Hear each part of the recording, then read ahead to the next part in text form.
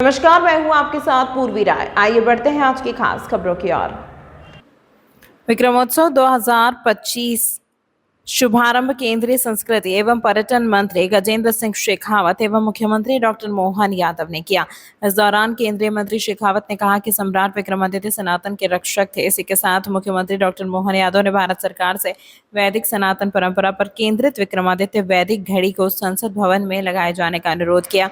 इस अवसर पर सभी प्रमुख 51 महाशिवरात्रि मेलों का शुभारंभ उज्जैनी विक्रम व्यापार मेला से 2028 की अवधारणा का लोकार्पण किया गया। शुभारंभ कार्यक्रम को संबोधित करते हुए केंद्रीय संस्कृति एवं पर्यटन मंत्री गजेंद्र सिंह शेखावत ने कहा कि भगवान महाकाल की पवित्र भूमि उज्जैन अनादिकाल से अध्यात्म और सनातन संस्कृति का महत्वपूर्ण केंद्र रही है। सम्राट विक्रमादित्य को पहला स्वतंत्रता सेनानी कहना भी गलत न होगा, जिन्होंने दुर्दांत विदेशी आक्रांताओं को निर्णायक रूप से पराजित करने का पराक्रम किया था। इस महत्वपूर्ण अवसर पर मुझे यह जानकर भी प्रसन्नता हुई है कि मध्य प्रदेश के मुख्यमंत्री डॉक्टर मोहन यादव ने शासकीय कैलेंडर में विक्रम संवत को अंगीकार किया है। ऐसा करने वाला मध्य प्रदेश भारत का पहला राज्य है। अन्य राज्यों को भी इससे प्रेरणा लेना चाहिए। इस अवसर पर मुख्यमंत्री डॉक्टर मोहन यादव ने कहा कि न्याय, वीरता, शौर्य और धर्मपरायणता में विक्रमादित्य का कोई सानी नहीं रहा है। हमेशा से हर शासक की इच्छा विक्रमादित्य की तरह बनने की रही है। उन्होंने कहा कि प्राचीन समय में उज्जैन व्यापार व्यवसाय का एक प्रमुख केंद्र रहा है। शुभारंभ अवसर पर पद्मश्री आनंदन शिवमणि व प्रसिद्ध भजन गायक हंसराज रघुवंशी के शिव आराधना से गुंजायमान हुआ। शिव भक्ति से जुड़ा संगीत उनकी कला का एक महत्वपूर्ण हिस्सा है। इसी के साथ हंसराज रघुवंशी का प्रख्यात भारतीय भजन गायक, लेखक और संगीतकार हैं, जिन्हें विशेष रूप से भगवान शिव के भजनों के लिए जाना जाता है। 2019 में रिलीज हुए उनके भजन मेरा भूला है भंडारे ने उन्हें व्यापक पहचान दिलाई और यह गीत बेहद लोकप्रिय हुआ। हंसराज रघुवंशी ने बॉलीवुड में अपनी पहचान बनाई है। शिवయ్య यनम शिव वशीय बन वयन वशी. All the viewers, happy Mahashivratri. I am really blessed to be here in Ujjain. I'm performing, and thanks to our government, our minister, and I pray for everyone good health and wealth. Your drum Shivamani da katakida da katakida da. जय श्री महाकाल। और मेरा सौभाग्य है कि मैं महाकाल की नगरी उज्जैन आया हूँ विक्रम महोत्सव 2025 में। और मुझे तो ये लगता है कि यहाँ वही आता है जिसे महाकाल चाहते हैं। तो महाकाल की मर्जी है, मैं तभी आप सबके सामने हूँ और मैं पूरी कोशिश करूँगा, मैं और मेरी पूरी टीम, कि आपको यहाँ अच्छे अच्छे भजन सुनाएं। और सबसे बड़ी बात कि हमारा सौभाग्य है कि महाशिवरात्रि है और महाशिवरात्रि पर हम उज्जैन श्री महाकाल के चरणों में हैं और बहुत ही अद्भुत नज़ारा है। और अब थोड़ी देर में हमारा प्रोग्राम भी है, तो देखते हैं महाकाल जी कैसी कृपा बनाए रखते हैं। सर, एक लाइन आपके मुंह से मीडिया तक महाकाल के ऊपर। काल भी उसका क्या बिगाड़े महाकाल, काल भी उसका क्या बिगाड़े महाकाल, जिसके सर पे तेरा हाथ रहे सर्वदा। जयकारा बोलो जयकारा, मेरे केदारेश्वराया तेरा जयकारा। जय श्री महाकाल, जय श्री महाकाल। उत्सव का शुभारंभ हुआ।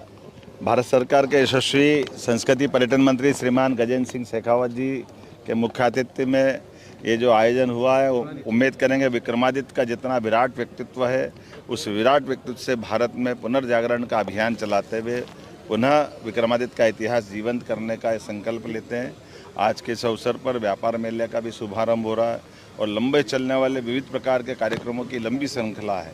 ऐसे में जिस प्रकार का समय चल रहा है, यशस्वी प्रधानमंत्री के नेतृत्व में हमारे लिए सही अर्थों में हमारी सांस्कृतिक पुनर्जागरण का ये पर्व चल रहा है। उस सिलसिले में ये बड़ी सौगात है। मेरी अपनी ओर से बधाई। सर, 1500 ड्रोन से शिव उज्जैन सारिका गुरु और जयराज चौबे द्वारा मंदिरों में जाकर पूजन कार्य आदि में अनावश्यक हस्तक्षेप कर पुजारियों को प्रताड़ित करना, डराना, धमकाना और झूठी शिकायत के धौंस देकर पुजारियों को मानसिक प्रताड़ित करते हैं। किसी भी मंदिर के पुजारी की मृत्यु के पश्चात अनाधिकृत रूप से कूट रचित दस्तावेजों के माध्यम से पुजारी बनने की कोशिश करते हैं, जो सर्वविदित हो गया है। महाकाल मंदिर समिति की कार्यविधि में भी अनावश्यक हस्तक्षेप करते हैं। मंदिर के वरिष्ठ पुजारियों के विषय में भी अनर्गल टिप्पणी करते हुए पुजारियों को गुंडा, अनाधिकृत पुजारी सहित अपशब्दों का प्रयोग करते हुए समाचार पत्रों में गलत जानकारी प्रकाशित करते हैं। सारिका गुरु और जयराज चौबे नगर में जालसाजी कर लोगों के मान सम्मान और प्रतिष्ठा को चोट पहुंचा रहे हैं, जिससे नगर के प्रतिष्ठित वर्ग, सेवाभावी लोग, पुजारी, पुरोहित, अधिकारी वर्ग त्रस्त और परेशान हो चुके हैं। इसीलिए महेश पुजारी द्वारा अपने मान सम्मान और प्रतिष्ठा की रक्षा के लिए न्यायालय की शरण ली है, जिसके तहत महेश पुजारी ने अपने अधिवक्ता के माध्यम से सारिका गुरु और जयराज चौबे को मानहानि नोटिस जारी किया है, जिसमें उन पर लगाए आरोपों का हवाला देते हुए सारिका गुरु और जयराज चौबे को 7 दिवस का समय दिया है। यदि 7 दिन में लिखित माफीनामा सारिका गुरु और जयराज चौबे प्रस्तुत नहीं करते हैं तो कानूनी कार्यवाही की जाएगी, जिसकी समस्त जवाबदारी सारिका गुरु और जयराज चौबे की रहेगी।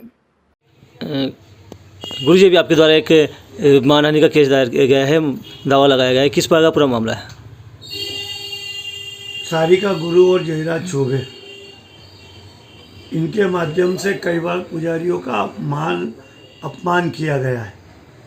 उनको कई मर्तबा पुजारियों को गुंडा बताया गया, मानहानि तरीके से कई मर्तबा उनको शब्दों के प्रयोग किए गए और मेरे ऊपर भी एक इस अश्लील भाषा का उपयोग करते हुए एक मीडिया के अंदर समाचार जारी हुआ सारिका गुरु के माध्यम से, जिसमें ये कहा गया कि महेश शर्मा न महाकाल का पुजारी है, न जनोई पाती का है, न खुट पाती का है, वो चपरासी भी नहीं है।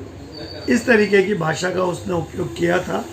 मैंने अपने वकील के माध्यम से एक नोटिस इशू किया है मानहानि का, और 7 दिन के अंदर या तो वो माफ़ी मांगे या माफ़ी नहीं मांगे तो आपराधिक मानहानि के लिए तैयार रहे, क्योंकि इस दोनों ने शहर के सारे पुजारियों को, सारे मंदिरों को और पुजारियों का इतना अपमान कर दिया है कि अब इस स्थिति में हमको आना पड़ा कि मानहानि लगाने के लिए। उसे हमारे वकील के माध्यम से एक नोटिस इशू किया है।